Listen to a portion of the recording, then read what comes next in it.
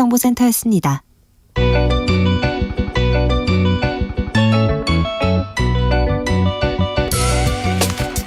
한층 날카롭다, 한결 정확하다, 한편 세심하다. 밖에서 보는 내밀한 분석, 정치적 원의 시점. 오늘의 정치권 상황 원회에서 더 정확히 분석해 볼까요? 이현주 전 국민의힘 의원 어서 오세요. 네, 안녕하세요. 부드러운 카리스마 이현주입니다. 네, 휴가 계획 세우셨어요? 지금 세우고 있는데 참 어려움이 많아요. 네. 우리 이제 그 사춘기 아들이 있다 보니까 네, 안 따라가려고 하고. 아, 그래요? 네, 그러면 걔를 놔두고 가야 되는데 놔두고 가기에는 불안하고. 아, 그래요? 네, 그래서 짧게 그냥 가는 수밖에 없어요. 어떻게 안 가려고 합니까? 언제 같이 안 가려고 하죠. 엄마 아빠랑? 네, 재미없죠 사실은. 그래요? 그게 우리랑 놀아준다고 생각해요. 그렇죠. 자기가. 네. 노영희 변호사는 휴가 계획 어떻게 세우고 계세요? 저 휴가 없습니다. 아, 그렇습니까? 네. 그럼 저희랑 방송 열심히 하자고요. 자, 윤석열 대통령 장모 최은순 씨가 구속됐습니다. 이 사건 어떻게 보고 계신지요, 노영희 변호사님? 사실 좀 반신반의했었는데 1심에서도 1년, 2심에서도 1년 이렇게. 네. 근데 어쨌든 그 2심 재판부가 마지막 할 말이 있느냐 이렇게 말하면서부터 여러 가지 그 피고인에게 물어본 것, 또 그때 그 태도 논란 여러 가지 것들을 살펴보게 되면 전혀 뭐 항소할 것도 아닌데 왜 항소했느냐 이런 심증 드러낸 것까지 해서 보게 되면 상당히 불쾌하게 생각했었던 것을 일단 알 수 있고요. 그다음에 소신껏 판단한 것 같고, 또 검사가 많이 봐줬다라고 하는 그런 취지의 이제 발언도 좀 한 것으로 보여서 네. 저는 사실은 생각했던 것보다는 판사님들의 태도가 매우 단호했다 이렇게 느껴지고요. 그럼에도 불구하고 사실은 이런 판결 하나를 가지고 이렇게 우리가 감동받고 기뻐해야 되는가라고 하는 부분에 대해서는 사실 좀 씁쓸한 마음을 금할 수가 없었습니다. 이현주 의원님? 네. 뭐 사실은 좀 예견됐던 거긴 한데 그냥 워낙에 이제 사법부에 대한 불신 이런 게 있다 보니까 사람들이 혹시 뭐 이렇게 했지만 예견된 거다. 그리고 사실 죄질이 이렇게 표현해서 그렇지만 죄질이 상당히 나쁘죠, 그죠? 그래서 법정 구속할 때 판사의 발언이나 이런 걸 보면 재판부에서도 그렇게 생각했던 것 같아요. 근데 다만 사실 이건 대선 때 이미 이슈가 됐던 일이잖아요. 그러니까 지금에서야 이렇게 이제 확정이 된 뭐 사실상 거의 확정되다시피 한 건데, 이제 고개를 좀 숙이고 국민들한테 좀 죄송한 모습을 보여야 되는데, 뭐 어쨌든 이렇게 보도되는 내용들을 보면 좀 소위 좀 저항한 것 같잖아요, 그죠? 수긍하지 않고. 그래서 태도가 참 볼썽사납다 이 말씀을 드리고, 근데 이제 제가 봤을 때 참 좀 개탄스럽다고 해야 되나요? 이런 것들이 뭐 자본주의 사회에서 돈을 많이 버는 게, 돈이 많이 있는 게 무슨 큰 흠이 되겠어요. 그리고 자산 가격 오르고 다 좋은데, 근데 어쨌든 이렇게 이 사회 최고 리더급이 돼서 큰 소리 치는 사람들의 면면들이, 그리고 그들이 돈을 번 과정들이 그렇게 썩 좋아 보이지 않거든요. 그러면 이게 우리 한국 보수의 주류의 모습이 이런 건가? 그리고 산업화 민주화 거치면서 우리나라 여기까지 끌고 온 주인공들 다 어디로 가고 이런 자들이 판을 치고 있지? 네. 이런 생각이 들면서 굉장히 막 이런 어떤 우리나라의 성장, 경제 성장이 이렇게 경박스럽고 품위를 상실한 자들이 부를 축적해온 역사가 아닌데 말이죠. 사실은 수많은 기업가들과 노동자들의 땀의 결실 아니겠어요? 근데 이게 왜 이렇게 이런 자들이 정치 권력 주변에 가득한가? 네. 굉장히 좀 씁쓸하죠. 송영길 전 민주당 대표는요, 대선 때 윤석열 후보 거짓말했다, 이거 명확하다, 검찰에 고발하겠다 이렇게 나섭니다.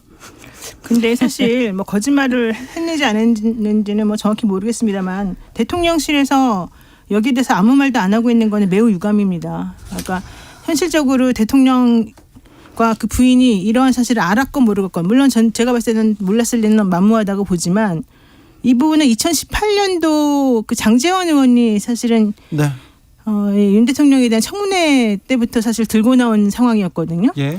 그래서 이 건을 몰랐다는 건 말이 안 되고 장제원 의원의 뭐 말을 빌어서라도 본인들은 정말 떳떳하다고 얘기를 했었었는데 이게 1심에서도 그렇고 2심에서도 그렇고 그게 아니라는 게 밝혀졌으면 어쨌든 유감 표명을 하고 어쨌든 무리를 일으킨 것에 대해서 죄송스럽다는 표현을 해줬어야 된다고 봐요, 저는.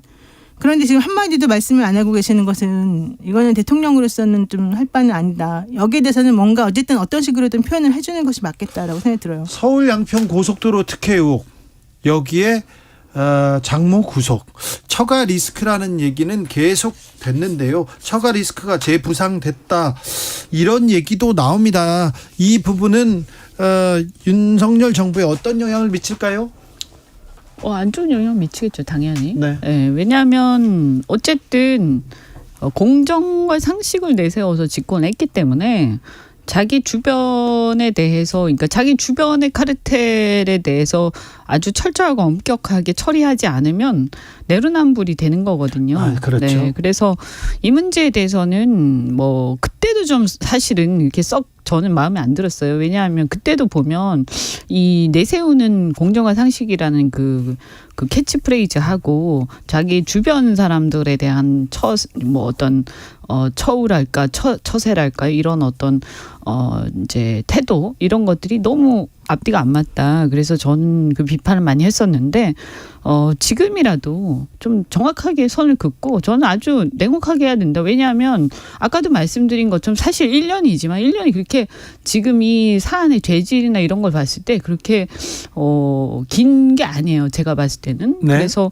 굉장히 짧게 선고를 한 거거든요. 그런데 이런 상황에서도 정말 이걸 이렇게 감싸거나 이렇게 자꾸 변명하려는 태도는 적절치 않고요. 그다음에 국토부도 원희룡 장관도 이 문제에 대해서 정말 철저하게 국민들이 지금 의구심을 다 갖고 자꾸 나오는 팩트들을 보면 더 이상한 게 계속 나오고 있잖아요. 의혹들이. 그래서 네. 이런 것들에 대해서는 이제 더 이상 국민들이요 용납하지 않아요. 그리고 국정농단 수사, 그러니까 적폐 수사로 국민들 인기를 얻었던 이제 검사였지 않습니까? 그런데 자신의 부분에 대해서 지금 카르텔 얘기도 계속 하시는데 자기 주변의 카르텔에 대해서는 전혀 어떤 그런 게 없이 그냥 어물쩍 넘어가려고 하면 이것은 국민들이 이건 레임덕으로 연결이 될 거예요. 잘못하면요. 그래서 굉장히 이것은 철저하게 해야 된다라고 생각합니다. 이전 정권에서 정권의 도덕성 그리고 정권의 지지율에 가장 큰 타격을 입히는 게 친인척 비리잖아요. 그 부분에 대해서 매우 국민들이 민감하게 쳐다보고 있는데 대통령실에서는 장모 법정 구속 사법 판결에 대해서는 언급할 대상이 아니다. 여기까지 선을 긋습니다. 그게 문제인 게 뭐냐면 이게 오히려 대통령실이나 대통령 입장에서는 깔끔히 정리하고 나갈 수 있는 기회가 될 수도 있어요. 뭐냐면 그 공흥지구 특혜 논란이 있었던 바로 그 사람이 그 공무원이 이번에 그 양평지구 관련해서 또 뭔가 의심이 가는 행동을 했다는 지금 정황이 나와 있지 않습니까? 네. 또 하나 이 장모 관련해서 이번에 이 법정 구속된 그 사안에 대해서 이 공범이라고 하는 이 안모 씨에 대해서 위조사문서 행사죄로 기소할 때 왜 이 장모 최 씨는 같이 기소 안 했냐고 판사가 물어봤었어요. 예. 근데 검사가 대답을 안 하고 그냥 얼렁뚱땅 넘어가고 끝까지 버텼다고 그래요. 그와 관련해서 또 판사가 검사한테 또 물어봤어요. 범죄 동기에 대해서 물어봤었을 때 이게 단순 자금력 과신이 아니면 어떤 기망의 고의가 있었느냐. 그때 또 역시 이 검사가 아무 말도 안 하고 그냥 넘어갔다는 거였어요. 검사가 말을 안 했다고요? 판사가 이렇게 물어보는데? 물어봤는데 이게 핵심에 그래요. 대해서 물어보는데? 바로 그거예요. 그런 건에다가 그거 이외에도 지난번에 요양병원 문제가 있었을 때에도 그 요양병원에서도 1심에서 이 유죄 나왔을 때 항소심 들어갔을 때 갑자기 판사님의 태도가 완전히 달라져가지고 판결 결과가 달라졌었잖아요. 그랬을 때 사람들이 전부 다 납득이 안 갔었을 때 어쨌든 그래도 2심에서는 상당히 좀 이상한 제가 보기에는 좀 이해할 수 없는 판결이 나온 것처럼 보였는데 지금 그래도 1심하고 2심하고 똑같은 판결이 나와줌으로 인해서 그나마 좀 사법 정의가 살아있구나라는 생각을 좀 하게 해줬단 말이에요. 이렇게 되면 법적 카르텔이라고 하는 걸 그래도 그나마 깨려고 노력을 해주는구나라는 생각을 조금 할 수 있게 됐어요. 차라리 이럴 때 좀 정리를 해주는 게 낫죠.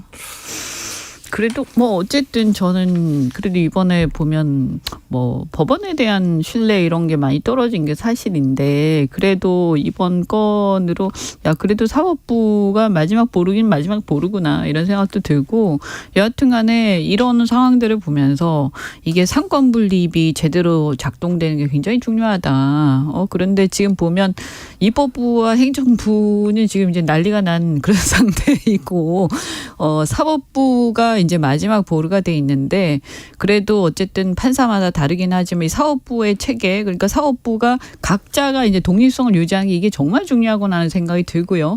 이게 누구의 유불리의 문제가 아니에요. 결국에는 설사 이게 정권이 바뀌더라도 마찬가지인 거거든요. 그리고 어쨌든 지금 보면 이제 검찰 문제가 계속 나오는데 저는 향후에 이제 검찰을 어떻게 개혁할 것인가 했을 때 검찰의 어떤 칼을 통해서 개혁하려고 하지 말고 전 제도적 개혁이 필요하다고 보는데 거기서 이 사법부의 어떤 시스템 이런 것들을 한번 잘 고민해 볼 필요가 있다 이런 생각이 듭니다. 지금 다시 좀 재정비해야 될 시점은 맞아요.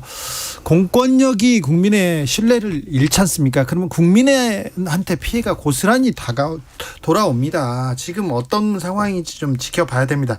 이 문제 좀 짚고 넘어가야 되겠는데요. 역술인 천궁이 관저 개입 의혹에 지금 나섰다 이렇게 보도가 됐는데 천공이 아니랍니다. 이 천공 씨가 아니고 백재권 교수라고 나왔는데 그러면 누군가 왔다 간 건 맞네요. 아니 백재권 씨가 왔다 간 건 괜찮나 봐요. 아니 그러니까요. 아니 이걸 어떻게 봐야 됩니까? 아니 이분도 풍수지리 한다는 분 아니에요? 아니 그러니까 시험도 비슷해요. 비슷한데 그러니까 천공은 안 되고 백재권 씨는 된다. 교수 레테르가 있으면 된다 뭐 이런 건가? 겸임 교수입니다. 아니 근데 왜 이제 와서 갑자기 이분이 나타나는 건지. 그러니까 어떤 기사에서는요.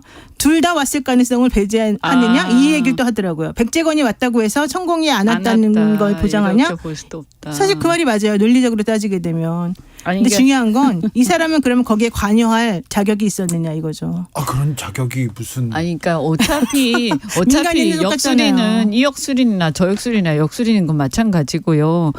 국민들이 걱정하는 것은 정식 어떤 절차가 아닌 이런 어떤 민간 영역에 특히 이제 역술인이라는 이런 어떤 우리가 봤을 때 비과학적인 그죠? 이런 것들이 국정에 개입하는 것에 대해서 굉장히 우려하잖아요. 또 그 선례가 있고요. 자, 민간이 들어갈 수 없는 특별한 군사시설입니다. 그러니까요. 네. 그래서 이 문제가 그런데 이것이 이제 이 계속 이런 팩트가 흘러나오는 걸 보면 그죠? 확인 필요하겠지만 근데 결국엔 말이죠. 저는 이걸 보면서 어떤 생각이 드냐. 세상에 비밀이란 없다. 그게 불과 저는 5년도 안 간다 이랬는데 5년도 안 가는 게 아니라 한 2년도 안 가네요. 그러니까 네. 세상에 비밀이요. 그래서 요새 보면 불합리한 것도 많고 부조리도 많고 하지만 요즘에 저는 이렇게 쭉 이런 걸 보면서 또 조금 지나면 어차피 다 나온다. 그러니까 조금만 기다려보자. 이런 생각도 들고 세상의 정의는 결국 시간의 흐름에 따라서 실현되게 돼 있다. 팩트는 밝혀지게 돼 있고 그러니까 어떤 일을 할 때 이것이 뭔가 은폐될 수 있을 것이다. 숨겨질 수 있을 것이다. 그냥 넘어갈 수 있을 것이다 하고 이렇게 교만하게 뭔가를 해서는 절대 안 된다라는 그런 충고를 드립니다. 저는 이거 꼭 짚고 넘어가고 싶은데요. 이 얘기가 이 백재권 교수라는 사람이 왔다 갔다라고 얘기하면서 또 국민의힘에서 하나 짚고 넘어가고 있는 게 김정숙 여사뿐만 아니라 이재명 대표 부부도 이 사람을 만나서 풍수지리에 대한 조언을 받았는데 뭐가 문제냐 또 이렇게 하는 게 저는 좀 아닌 것 같아요. 왜냐하면 저 개인적으로도 사실은 풍수지리에 대한 관심도 있고 무속에 대한 관심도 있습니다. 그거 자체를 뭐라고 하는 게 아니지 않습니까? 아니요. 일반인들이 점을 보고 어떤 사람들이 내가 잘 될 것 같아요. 취직할 것 같아요. 물어볼 수 있어요. 네, 그러니까 그렇게 물어보는 걸 갖고 우리가 뭐라 그러는 게 아니에요. 사실 대통령 부부도 개인적으로 얼마든지 물어볼 수 있고 관심 가질 수 있어요. 네. 그런 거는 여기서 전혀 문제가 아니에요. 문제는 그러한 식의 이 관저 이전과 관련된 의사 결정에 정책 결정에. 네, 그런 정책 결정이라고 하는 이 구체적인 이 프로시저, 이 프로세서에 이러한 식의 마구잡이식의 관여가 과연 가능한 것이냐 이걸 물어보는 거예요. 그렇습니다. 네, 중요한 지적하셨고요. 자, 민주당으로 이렇게 넘어가 보겠습니다. 왜 거기 백재건 씨도 왔다면서요. 여기에서 이렇게 물어보면 거기에 대한 대답을 하면 되는데 이재명 대표도 만났다. 누구도 김정숙 여사다 만났다. 이렇게 얘기합니다. 그리고 뭐 풍수 전문가다 이렇게 얘기하는데 그러니까 우리가 지금 이런 결정을 이런 국가 대사를 결정할 때 그런 사람들한테 물어보고 그래야 됩니까? 그러니까 우리나라가 지금 정치가 심각한 게 네. 뭔가 국민들한테 얘기를 할 때 그래도 이렇게 좀 권력이 있는 쪽에서는 국민들한테 얘기할 때 좀 무겁게 그리고 포지티브하게 좀 얘기를 해야 되는데 좀 비전 있게 근데 그게 아니라 네거티브 악담을 하는 걸로 모든 걸 면피하려고 그래요. 지금 이 상황이 네. 지난 대선 때부터 계속되고 있는데 그렇죠. 저는 이런 행태들을 계속하면 계속할수록 그걸 심하게 하는 집단이 결국 심판받을 거다 이렇게 얘기를 합니다. 그래서 정말 이런 행태는 하지 말아야 돼요. 자, 민주당으로 좀 넘어가 보겠습니다. 지금 계속해서 윤 대통령 그리고 국민의힘 주변에 악재가 이렇게 좀 터지고 있다. 이렇게 얘기하는데 민주당도 좀 다르지 않은 것 같습니다. 검찰이 움직입니다. 검찰이 7말 8초에 영장 칠 것이다. 그러면서 이재명 위기설 커질 것이다. 이런 얘기가 나오기 시작했어요. 갑자기요. 네, 아니 그거는 뭐 예전부터 계속 예견되어 왔던 것이고 그래서 이재명 대표도 나 괜찮다, 나 정면승부 하겠다라고 지난번에 얘기를 했던 것이고 그다음에 나는 불체포 특권 뒤에 숨지 않겠다. 개인적으로라도 얼마든지 나는 오면 떳떳하게 거기 임하겠다라고 했으니까 정정당당하게 임하실 거라고 저는 생각하고 그다음에 언제든지 뒤로 숨지 않고 제대로 할 거라고 저는 생각합니다. 그래서 이제 당연히 여기에 만약에 꼼수를 부리거나 검찰이 왜곡된 수사 정보를 가지고 뭔가 잘못된 장난을 친다거나 그런 것만 아니라고 한다면 죄가 있으면 죄에 맞춰서 상응하는 그런 행동을 취하면 되는 거고 그게 아니라고 한다면은 정정당당하게 하면 되는 것이니까 저는 그거는 문제가 아니다라고 생각을 하고요. 다만 항상 이제 걱정하는 게 요즘에 검찰을 우리가 사실 제대로 못 믿는 그런 부분들이 조금 있고 우려하는 부분들이 있으니까 그런 거에 대한 우려만 불식시킬 수 있을 만한 좀 정정당당한 그런 프로세스만 있으면 된다라고 생각해요. 뭐 말씀하신 것처럼 계속 그 말씀을 해오셨죠. 그래서 불체포 특권 뒤에 숨지 않겠다라고 하셨기 때문에 그 영장 실질 심사 이렇게 받으면서 법원에다가 또 만약에 할 얘기가 있으면 제대로 하면 되지 않겠습니까? 어쨌든 법원을 믿는 수밖에 없죠. 그래서 그런 부분들에 대해서는 저는 뭐 이게 논란이 될 만한 어떤 상황은 벌어지지 않을 것이다. 그리고 만약 그 결과에 대해서 어쩌기서 어쨌든 일단 사법부의 절차에 따라서 하는 수밖에 없는 거죠. 그래서 뭐 이거는 저는 뭐 이게 그렇게 이슈가 될 만한 상황이 올까? 물론 그 결과에 따라서는 올 수도 있지만 그것은 뭐 결과적인 것이고요. 근데 하나 이제 걱정되는 거는 이화영 평화부지사 이번에 그 방북 뭐 대납비 뭐 이런 얘기 좀 이번에 시끄럽지 않습니까? 예. 검찰에서는 뭐 진술을 받았다 그러고 본인은 아니라 그러고 진술이 바뀌었다고 보도가 나왔는데 본인과 그리고 가족에서는 부인하고 아니라고 있습니다. 그러고. 예, 그러니까 그런 식으로 우리가 이제 무엇이 진실인지 모를 정도로 이 시간차를 두고 서로 다른 얘기가 나오는 것에 대해서 이게 조금 경계해야 될 부분이긴 해요. 근데 그런 것들은 사법부를 믿는 수밖에 없겠다. 좀 전에 이현주 의원이 말씀하신 것처럼 그렇게 볼 수밖에 없을 것 같아요. 뭐 제가 볼 때는 보니까 다 이렇게 시간이 지나면 다 사실이 나오잖아요. 그러니까 뭐가 사실인지 뭐가 진실인지 이런 것들은 저는 시간이 지나면 다 나온다고 보기 때문에 너무 일희일비하는 그런 정치는 좀 안 했으면 좋겠다. 이제 네. 그런 생각이 듭니다. 근데 이재명, 이낙연 저 두 분은 만나시기는 만난다는 겁니까? 제가 보기에는 아직은 시기상조인 것 같아요. 아니, 아직은 안 만날 것 같아요. 아니 이제는. 그거 만나는 게 그렇게 어렵습니까? 그러니까요. 왜 그런지 솔직히 그러니까 좀 참- 실망스러워요. 그러니까 네. 민주당 지지율이 안 오른다. 제가 볼 땐 근데 그래요. 이번에 올랐어요. 그래요. 어쨌든 지금 뭐 사실 야당이 예뻐서가 아니라 어쨌든 그렇죠. 민주주의 네. 정치 원리라는 게 야당이 그래도 견제를 하고 이렇게 하면서 또 정부가 정신을 바짝 차리고 가게 하는 역할이 있는 거거든요. 그래서 야당이 야당이니까 잘하셔야 되는데 근데 뭐 내부적으로 두 분이서 왜 안 만나는지 그런 것도 보면서 대통령이 야당 지도자를 안 만나는 것도 참 뭐 비판의 대상 아닙니까? 그렇죠. 비판받죠. 그런데 지금 정작 보면 또 야당 지도자 둘이서 또 안 만나세요. 그러니까 네. 우리 정치가 지금 왜 이렇게 돼 있나? 저는 그것도 정말 이해가 안 가요. 그 누구 때문인지를 막론하고 둘 다 마찬가지다. 지금 이런 상황에서는. 맞아요. 예, 뭐 아마 이거 오래 가면 굉장히 저 두 분이 정치적으로 굉장히 힘들어지실 거다 이렇게 생각이 됩니다. 그렇게 보이죠. 그런데 둘이 못 만나고 있습니다. 두 분께서는요. 그런데 돈봉투 사건으로 민주당 내부가 좀 흔들리고 있습니까? 저는 돈봉투 사건 때문에 흔들리는 것 같지는 않아요. 왜냐하면 그냥 흔들리고 있습니까? 돈봉투 사건은 이미 예전부터 돈봉투 받았으면 잘못된 것이고 네. 그에 상응하는 처벌을 받아야 된다라고 내부적으로 그래야죠. 정리된 걸로 알고 있고 네.